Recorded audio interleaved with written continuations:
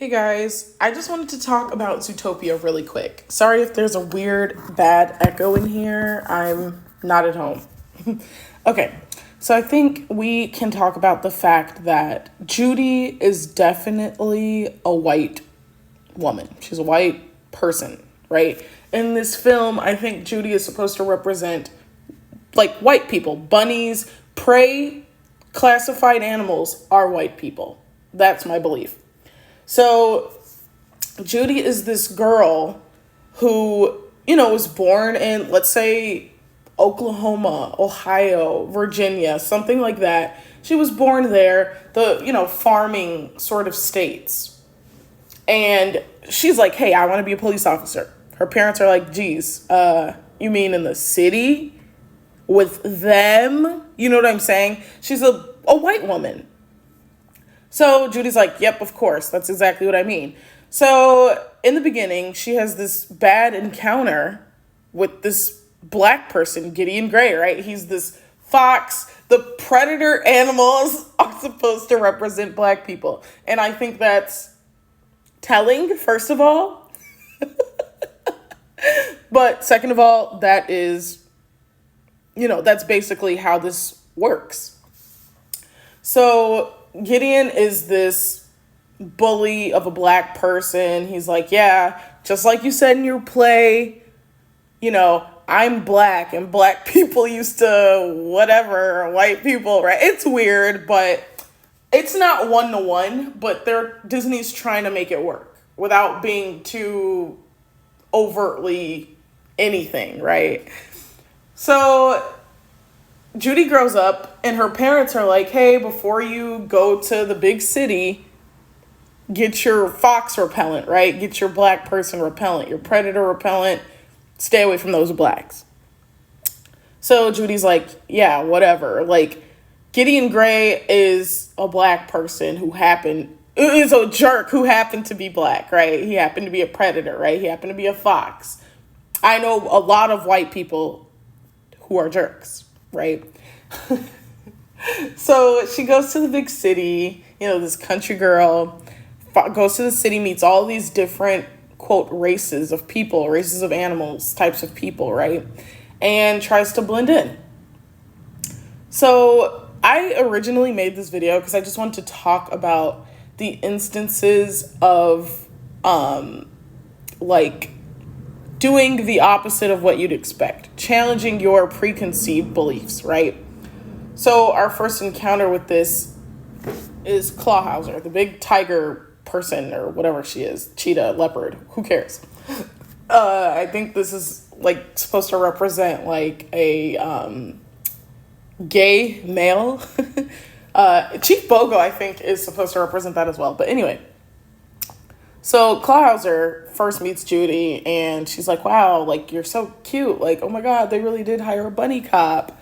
And there's okay, that's what makes it weird and not one-to-one, because there's a mammal inclusion initiative, which is basically affirmative action to help white people enter these spaces, right? Which is the opposite in the real world. There's affirmative action to help, Latinos and black people and stuff like that.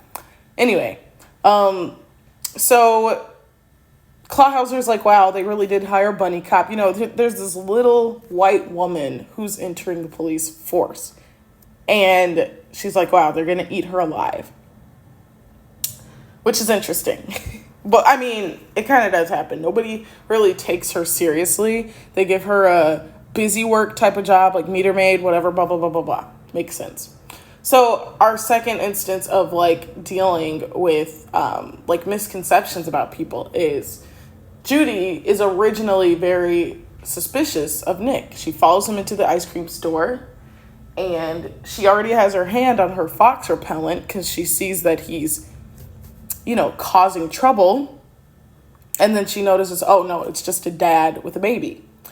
So then she tries to, overly make up for the fact that she was being, stereotyping him and following him and assuming the worst of him because he's a fox. And honestly, he was kind of moving a little weirdly before he entered the ice cream shop.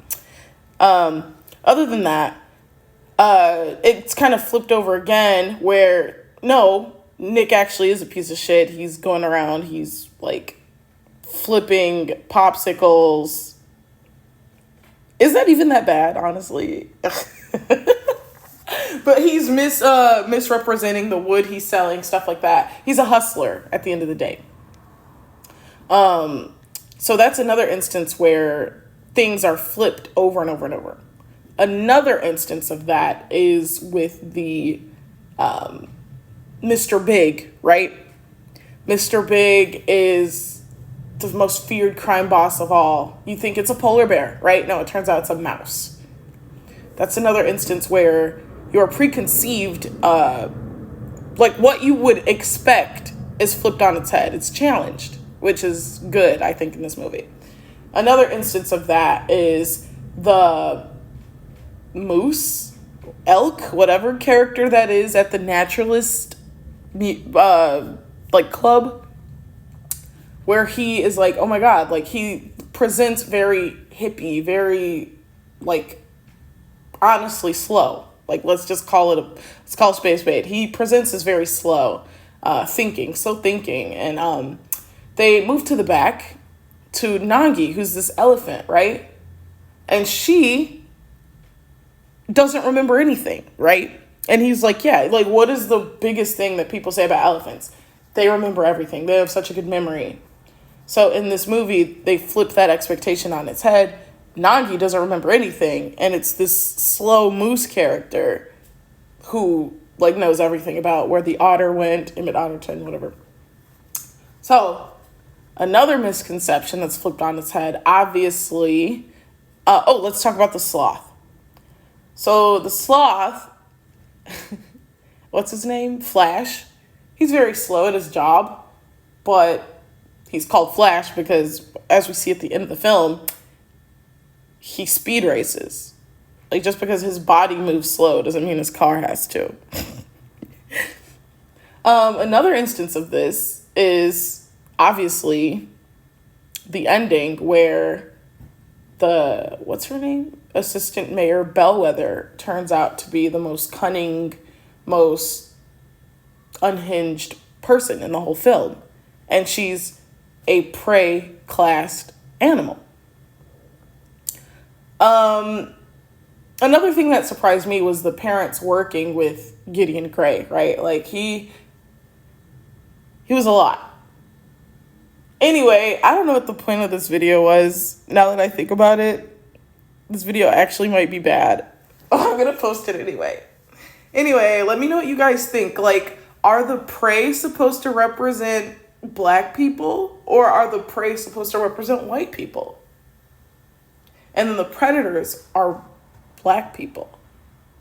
That's kind of what I was thinking, because like even the imagery, when Judy holds the press conference and the history of predators muzzled and chained and all of that stuff is shown, I think that's a good allegory to like slavery, like black enslavement. But what does that mean that they're making that allegory and also calling them predators at the same time? I don't know. It's weird. It's messy. It's hairy. It's obviously not 1-to-1, but it's just something I was thinking about because I'm watching Zootopia right now.